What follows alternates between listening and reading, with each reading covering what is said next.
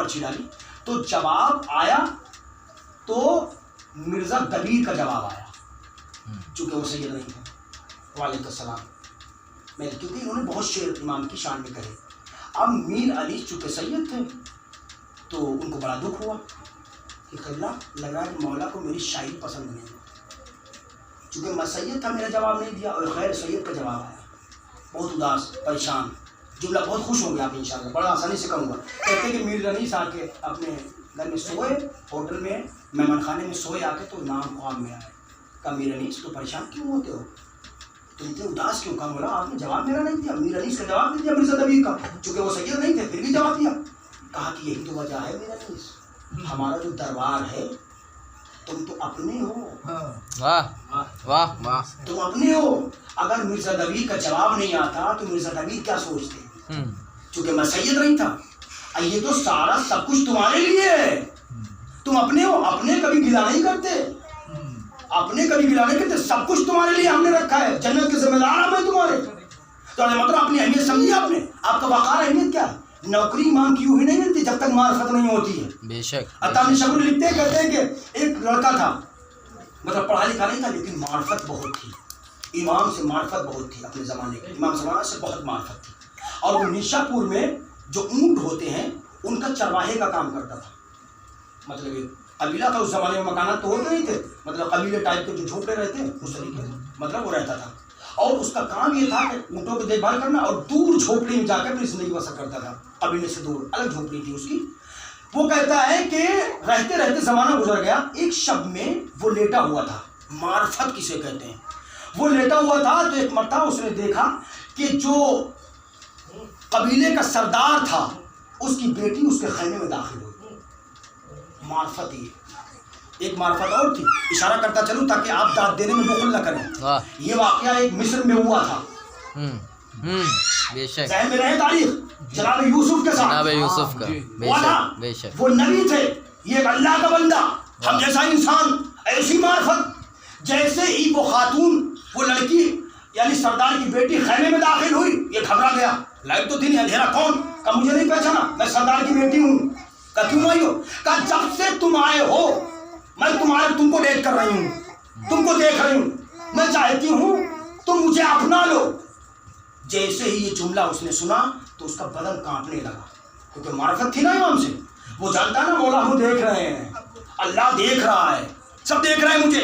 ایک مرتبہ جب زیادہ اس نے ضد کی تو اپنے خیمے سے بھاگا، اور بھاگتے بھاگتے جنگل میں، توجہ سنے نوجوانوں سے زیادہ مخاطب ہوں، کہتے ہیں جنگل میں جا کے گر گیا، بے ہوش ہو کے گر گیا، ایک مرتبہ جیسے ہی گرا تو اس کی آنکھ کو ایک مرتبہ نیند غالب ہو گئی، جیسے ہی نیند غالب ہوئی تو دیکھا کہ فرشتوں کا نزول ہو رہا ہے، فرشتے آ رہے ہیں اور لباس سب پہنے ہوئے، گھبرا کے پوچھتا تم کون ہو؟ کہا مجھے نہیں پہچانا، میں فرشتہ ہوں، کیوں آئے ہو؟ اللہ نے بھیجا ہے تمہاری خدمت کے لیے۔ کہا میں نے ایسا کون سا کام کر دیا ہے تو میری خدمت کو آئے ہو؟ اللہ نے بھیجا ہے تمہارے لیے سبز لباس میں تاکہ تمہاری طرف سے میں اللہ سے دعا کروں، تمہاری خدمت کروں۔ کہا کہ میں نے تو ایسا کوئی کام نہیں کیا۔ کہا تم نہیں جانتے تم نے کیا کیا ہے، بھائی تم نہیں جانتے۔ کہا پھر اب کیا کرنا ہے؟ کہا فلاں جگہ چلو، تمہارا کوئی انتظار کر رہا ہے، کوئی انتظار کر رہا ہے۔ اب خواب میں ہی وہ اٹھا، لے کے پہنچے خیمے کے دروازے کے اوپر، چھوڑ دیا کہ اندر چلے جاؤ۔ کہا آپ نہیں چلیں گے، کہا میری حد یہی موجود ہے۔ یعنی فرشتے ایک انسان کے ساتھ، یہ تمہارا وقار ہے، اگر تمہارا عمل اچھا ہو تب امام تم سے راضی ہو۔ بیت پتہ اندر داخل ہوا، سلام کیا، کہا تم کون ہو؟ کہا مجھے نہیں پہچانا، میں یوسف ہوں، میں یوسف ہوں۔ کہا میں آپ میرے برابر میں آئیے۔ کہا میں آپ کے برابر، آپ اللہ کے نبی۔ کہا تمہیں نہیں معلوم حکم پروردگار یہ ہوا، یوسف دیکھو تم نبی تھے، زلیخا کو چھوڑ کے بھاگے، یہ میرا چاہنے والا ہے۔ کیا کہنے، کیا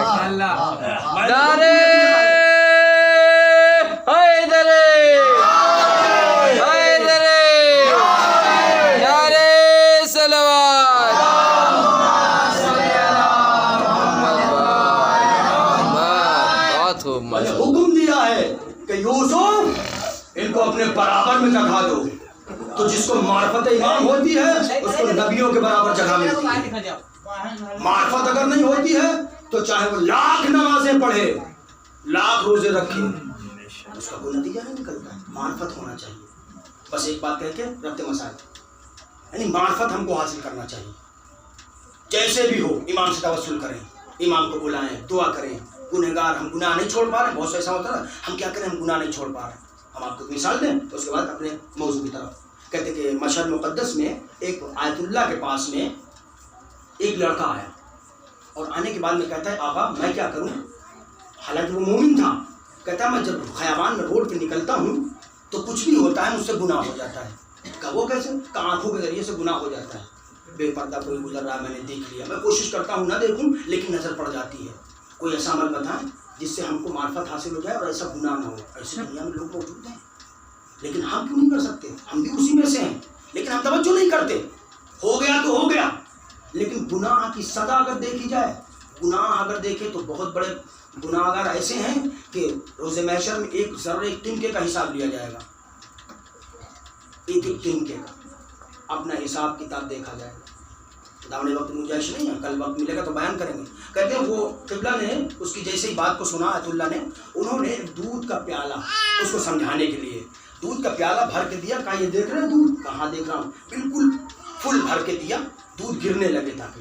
کہا اب اس کو کیا کرنا ہے؟ کہا اس دودھ کو لے کے جاؤ سمجھانے کے لیے. کہا اس نے کہا نا میں کوشش کرتا ہوں، گناہ پھر بھی ہو جاتا ہے خیابان روڈ کے اوپر، لیکن میں نہیں چاہتا کہ گناہ ہو. کوئی ایسا عمل بتائیں. دودھ لیا. کہیں اس کو کیا کرنا ہے؟ کہا جہاں سب سے زیادہ بھیڑ ہو، جہاں سب سے زیادہ لوگ نکل رہے ہوں، وہاں سے لے کے تم کو گزرنا ہے.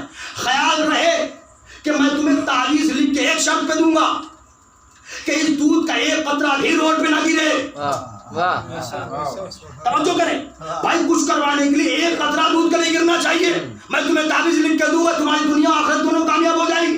اس نے دودھ کے پیالے کو لیا اور محکم طریقے سے جہاں سب سے زیادہ بھیڑ تھی بڑی توجہ سے دودھ لے کے چلتا ہے اور واپس آتا ہے. آگے کہتا قبلہ میں نے دودھ گرنے نہیں دیا، کا تعویذ ہو گیا. کہا قبلہ وہ کیسے؟ کہا تم نے دنیا کے ایک تعویذ کے لیے اس دودھ کو بچانے کے لیے اتنی بھیڑ سے نکل آیا، یہ قطرہ گرنے نہیں دیا. کیا تم اپنی آنکھوں کی حفاظت نہیں کر سکتا؟ کیا کہنے بھائی، سبحان اللہ. محمد والے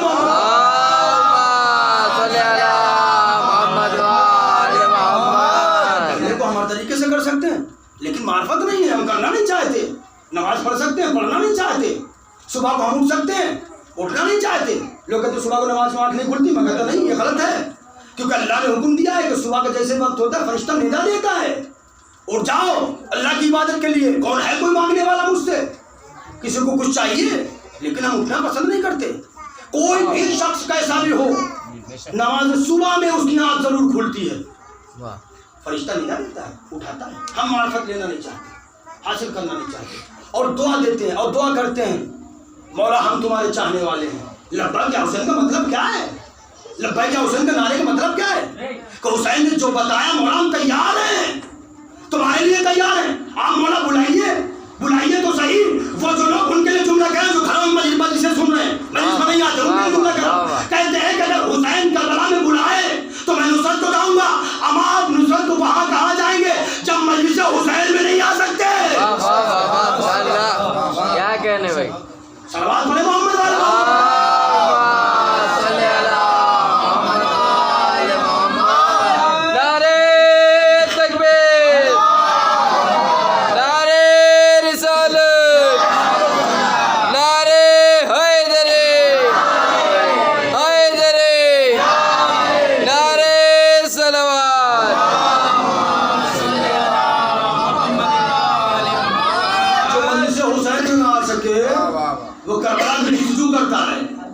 جو مجلس حسین میں نہ آ سکے وہ لبیک یا حسین کے نعرے بلند کرتا ہے، بلکہ جانتے ہیں 10 دن کا محرم ہے پھر ختم ہو جائے گا.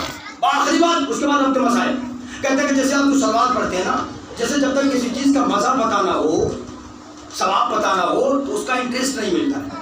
جیسے اللہ نے فرمایا اگر کسی انسان کو یہ پتہ چل جائے کہ سجدے کا ثواب کیا ہے، سجدے کا ثواب کیا ہے، تو کبھی بھی زندگی میں سجدے سے سر نہیں اٹھائے گا. اور دوسرا اگر کسی کو یہ پتہ چل جائے کہ فرش عزا پہ بیٹھنے کا ثواب کتنا ہے، وہ کبھی فرش عزا سے گھر نہیں جائے گا. لیکن ہم جانتے نہیں ہیں، ہم سمجھتے نہیں، ہمارے اندر معرفت نہیں. کہتے ہیں صلوات کا ثواب یہ ہے، کہتے ہیں کہ ایک شخص تھا مدینہ منورہ میں، یہ واقعہ لکھا ہوا ہے، کہتے ہیں کہ اور اتنا پریشان تھا کہ وہ کوئی کام نہیں کر سکتا تھا، لیکن کہا جائے کہ شادی ہو گئی تھی، بچے بھی تھے، بیوی بھی تھی، وہ کام نہیں کرتا تھا، کرنا چاہتا تھا کر نہیں پاتا تھا۔ مطلب اس کا کہ جیسے کام کرنے کے لیے گیا تو لوگ اسے کام بھی نہیں دیتے تھے کہ تم کیا کر پاؤ گے۔ پہلے یعنی ہمارے یہاں سب سے بڑی پرابلم کیا ہے، مثبت بات پہلے، مثبت سے پہلے منفی سوچ لیتے ہیں، یعنی ہاں سے پہلے نہیں، یہ ہم نہیں کر سکتے۔ کوئی ایسا کام ہے جب اللہ تم کو سجدہ کروا سکتا ہے فرشتوں کو، یعنی تمہارا یہ وقت کہ فرشتے کو سجدہ کرے، اشرف المخلوقات میں بنائے، تو تم سے کوئی چیز دور نہیں ہو سکتی۔ وہ بہرحال کام کرنے کے لیے جاتا تھا، توجہ سنو، جو سلوات نہیں پڑھتے اور توجہ یعنی سلوات نہیں پڑھتے، کہتے ہیں کہ اس کو کوئی کام نہیں دیتا تھا، پریشان ہو گیا، ہفتے 2 ہفتے روز کھانا لے کے گھر سے جاتا تھا، کھا کے واپس آ جاتا تھا۔ تو جب ایک دن صبح چلنے لگا تو اس کی اہلیہ نے کہا، بیوی نے کہا، ہمارے یہاں عموماً ہوتا ہے یہ، بہرحال دل میں خوشی بھی ہوگی، محسوس ہوں گے، بیوی نے کہا آج تم کام پہ تو جا رہے ہو، اگر کام کر کے نہیں آئے تمہیں گھر میں گھسنے نہیں دوں گی۔ یہ ہماری زبان ہے۔ پریشان ہو گیا، ایک تو اسے کوئی کام نہیں دیتا تھا، دوسرا گھر میں پریشانی، اس سے پہلے تو نہیں تھی، گھر میں پریشانی، سوچنے لگا، سوچتے سوچتے راستے سے جا رہا تھا تو راستے میں دیکھا اس نے امام بارگاہ میں مجلس حسین ہو رہی ہے۔ بغور کریں یہاں سے، مجلس حسین ہو رہی تھی، چونکہ عاشق تھا، معرفت نہیں تھی، پہچان نہیں رہا تھا۔ مجلس سے پہنچا تو اس نے مجلس میں جملہ سنا، مولانا کہہ رہے تھے اگر کوئی اہل بیت کے اوپر کثرت سے یعنی زیادہ صلوات پڑھے تو اللہ اسے غیب سے رزق عطا فرماتا ہے۔ اللہم صلی علی محمد وآل محمد۔ اگر کوئی کثرت سے، کثرت کا مطلب سمجھ رہے ہیں، رات میں ہم سو رہے ہیں صلوات پڑھ رہے ہیں، کہیں جا رہے ہیں صلوات پڑھ رہے ہیں، یعنی بے انتہا ثواب۔ بہت تاریخ میں آیا کہ جو صلوات کنٹینیو پڑھتے ہیں وہ کبھی پریشان نہیں ہوتے، اللہ ان کے عطا کرتا رہتا ہے۔ کوئی اگر کثرت سے اہل بیت پر صلوات پڑھے تو اللہ اسے غیب سے رزق عطا فرماتا ہے۔ بھائی بولتا اس نے جیسے یہ جملہ سنا، وہ جملہ اس کے ذہن دل میں اتر گیا، باہر نکلا، مجلس ختم ہوئی، روٹی کو پکڑا اور راستے سے جا رہا ہے، اللہم صلی علی محمد وآل محمد، اللہم صلی علی محمد وآل محمد، اللہم صلی علی محمد کہتا ہوا ورد کرتا ہوا جا رہا ہے۔ جاتے جاتے کیونکہ ذہن میں آ گیا نا اللہ اسے خیر سے رزق دیتا تھا۔ بھائی دیکھیں، لینے کے لیے اللہ سے دعا مانگنے کے لیے ایماندار ہونا بھی ضروری ہے، بھائی ایماندار ہونا ضروری ہے، معرفت ہونا ضروری ہے۔ اس نے سنا، اس نے کیا جملہ تھا کہ اللہ غیب سے رزق دیتا ہے، غیب سے کہتے ہیں چوری سے، چپکے سے، جہاں سے تمہیں پتہ بھی نہ ہو وہاں سے آ جائے، غیب سے رزق دینا، یہ ذہن میں اس کے بعد تھی۔ صلوات پڑھتا ہوا جا رہا، راستے میں پیر الجھا، ٹھوکر لگی، اور جب اٹھا ہے تو اس نے دیکھا راستے میں خزانہ پڑا ہوا ہے، تشت بھرے ہوئے ہیں، سونے جواہرات ہیں، ہیرے جواہرات ہیں، پورا سب بھرا ہوا ہے، چاہتا ہے کہ اٹھائے۔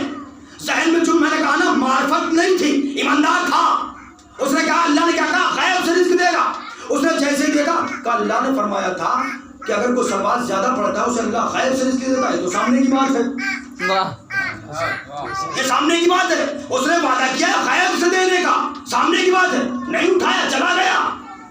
ہم ہوتے تو کیا کرتے، ہم ہوتے تو کیا کرتے، اب ہم کہتے ہیں ہم با ایمان ہیں، ہمارا ایمان قوی ہے، کہتے ہیں کہ اگر 100 روپے کسی کو مدد کرنا ہو تو نہیں کرتے، اگر گر جائے تو وہ صدقہ ہو جاتا ہے۔ واہ واہ واہ واہ واہ واہ، کیا کہنے بھائی، توجہ کریں، یعنی اگر 100 روپے کسی کی مدد کرنا ہو تو ہمارے پاس نہیں ہے، اگر 1000 گر گئے تو چلو صدقہ نکل گیا، یعنی دل سے نہیں دیتے، گرا ہوا صدقہ ہو گیا۔ بھائی معرفت ہونا چاہیے، پہچان نہیں ہے، ہم اگر کسی صلوات پڑھیں محمد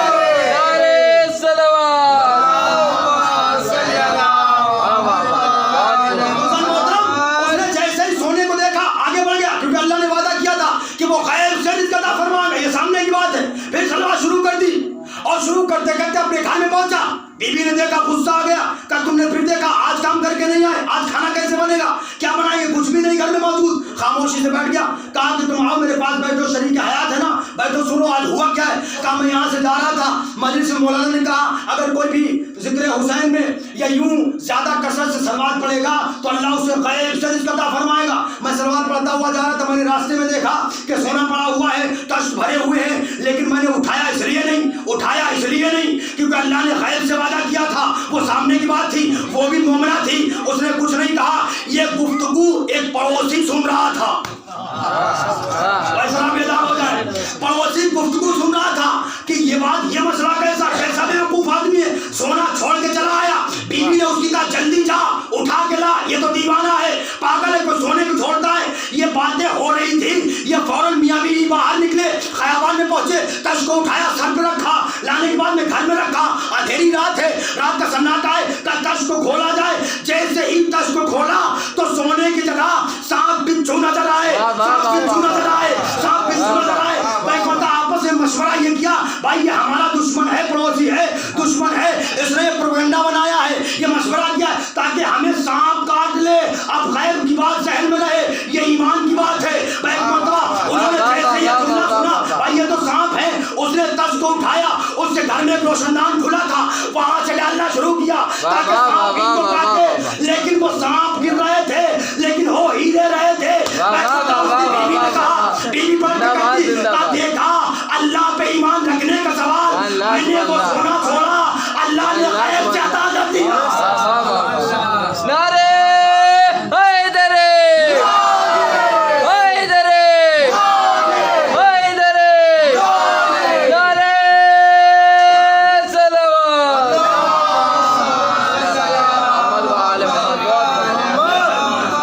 सलावत। ईमान की ताकत ये है, जो हक जहाँ जिसका है अल्लाह उसे अता करता है। कोशिश करने कोई किसी का रिस्क नहीं ले सकता।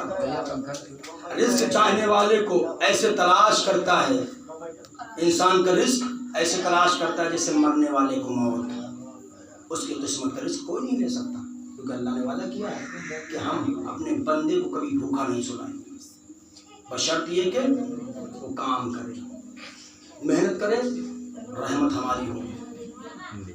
ये अहले बैत के सिखाए हुए गुण हैं, अहले बैत के सिखाए हुए मसले हैं। ये करबला वालों ने हमको दर्स दिया है। कोई भूखा है उसे भी खिलाओ, कोई गरीब है उसे भी खिलाओ, कोई यतीम है उसे भी खिलाओ, कोई मिस्कीन है उसे भी खिलाओ। वालिदैन का एहतराम करो, भाई बहनों का एहतराम करो, दोस्तों का एहतराम करो, रिश्तेदारों का एहतराम करो। ये अहले बैत ने हमको सिखाया है। लेकिन अज़ीज़ मोहतरम, मुसलमानों को सब कुछ मिला करबला से, मदीने से, ज़बानी रसूल सब कुछ मिला, लेकिन मुसलमानों ने इनकी कदर नहीं की। इनकी औलाद को करबला के मैदान में भुला भुला कर पढ़ा, मार्फत नहीं थी मुसलमानों में। बस में बैठते तो थे, लेकिन मार्फत नहीं थी। जिन्होंने मार्फत हासिल की वो बुलंद हो गए। अज़ीज़ मोहतरम, आज 3 मुहर्रम हो गई। मैं मसाइब ज़्यादा नहीं करूँगा, 2-3 जुम्मे मसाइब को पेश करूँगा, रोना आपका काम है। लेकिन जहन में ज़रूर रहे कि जब किसी के घर से जनाजा निकलता है ना, तो रोने वाले बरसों रोते हैं। और मजलिस का असल हदफ ही यही होता है कि मसाइब इमाम हुसैन, मजलिस बर्पा ही इसलिए की जाती है कि हुसैन हदीया हो। अगर कोई हुसैन के गम में एक कतरा आंसू निकालेगा तो उसके ऊपर जन्नत वाजिब है, लेकिन मार्फत के साथ होना चाहिए। किसी के घर से एक आदमी निकल जाए, गुजर जाए, तो रोने वाले बरसों होते हैं। क्या ठिकाना है उस घर का कि जिसके घर से एक ही दिन में 72 जनाजे निकल गए। कैसे बर्दाश्त किया होगा, जिगर कैसा इमाम ने बर्दाश्त किया होगा। कहते हैं कि 3 मुहर्रम को, 2 मुहर्रम को इमाम वालिद करबला हुए, खैमे लगा दिया।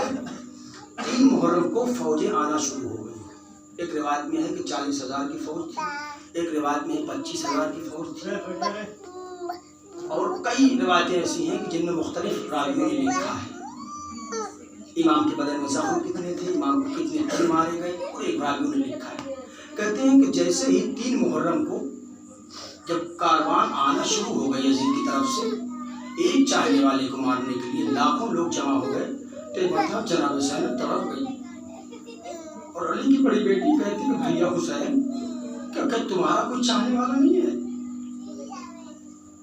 اللہ اکبر، جزاکم ربکم خیر جزا، کہ کوئی تمہارا چاہنے والا نہیں ہے جس کو مدد کر کے بلاؤ؟ روایتیں کہتی امام نے کچھ خط لکھے جن میں 2 خط بہت مشہور ہیں. ایک جناب مسیب کو خط لکھا، ایک جناب حبیب ابن مظاہر کو خط لکھا. 3 محرم کو جب یہ خط حبیب ابن مظاہر تک پہنچا تو مچل گیا دل جناب مسیب کا نام مسیب الحمد تھا. ان کو جب کوفے میں خط ملا تو تڑپ گئے جناب مسیب. تو مسیب کے خط میں لکھا تھا مسیب تم جلدی سے کربلا آ جاؤ، ہم نرغہ آدھا میں گھرے ہوئے ہیں، میرے ساتھ رسول کی بیٹیاں ہیں، میرے ساتھ رسول کی نواسیاں ہیں، میرے ساتھ چھوٹے چھوٹے بچے ہیں. اگر مسیب تم نہیں آئے تو بہت پچھتاؤ گے، تم جلدی سے آ جاؤ. مسیب نے کہتے ہیں کہ لشکر تیار کیا، 3000 کا لشکر تیار کیا اور فوراً کوفے سے نکل کے کربلا کا رخ کیا. چلتے چلتے مسیب پریشان ہے کہ کیسے ہی کربلا پہنچ جائیں. ہوتے چلتے چلتے 7 محرم گزر گئی، پھر 8 محرم کو گزر گئی. جناب مسیب کو راستے میں 8 محرم گزر گئی. عزاداران مظلوم کربلا مسیب گھوڑے کو دوڑاتے ہوئے کربلا کی جانب بڑھ رہے ہیں کہ کیسے بھی علی کے لال کی مدد کو پہنچ سکیں. عزاداران مظلوم کرام میرے اندر طاقت نہیں ہے لیول کے مسائل پڑھ سکیں، کیونکہ وہ جگر کہاں سے لاؤں، وہ جگر کیسا لاؤں کہ میں مسائل پڑھوں کہ اکبر کے تیر مارا گیا، اکبر کا گلا چھیدا گیا. میں کیسے یہ بیان کروں کہ سغرا مدینے میں روتی رہ گئی، علی اکبر کو قتل کر دیا گیا، حسین کے گلے کے اوپر سوکھے گلے کے اوپر کند خنجر چلایا گیا، میں کیسے بیان کروں. عزاداران مظلوم کربلا کہتے ہیں مسیب بغداد پہنچے تو شب عاشور تھی.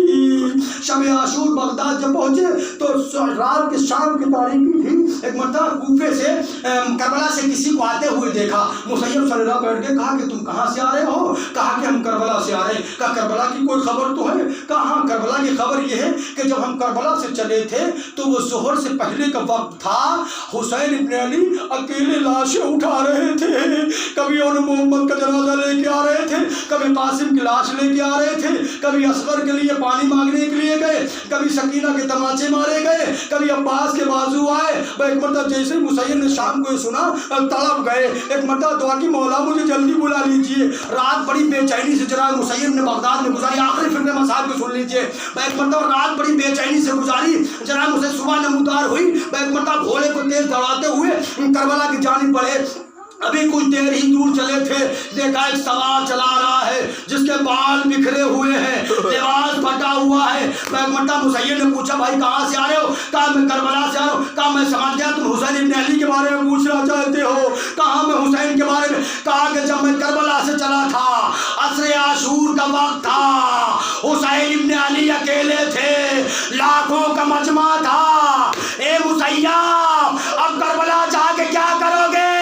ارے میں نے دیکھا علی کلال حسین ابن علی زخموں سے چور زمین پر تشریف لایا، شمر کے ہاتھ میں کند خنجر تھا، امام کے گلے پر پھیرا، امام کے سر کو جدا کیا، ہوا میں بلند کیا، سر سے آواز آ رہی تھی وعلیکم السلام، اے شیعو میرا سلام قبول کرنا.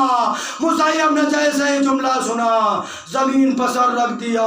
ہائے میرا آقا حسین، ہائے میرا مولا حسین، میری مدد کو نہیں پہنچ سکا، مجھے معاف کریے. وسیعت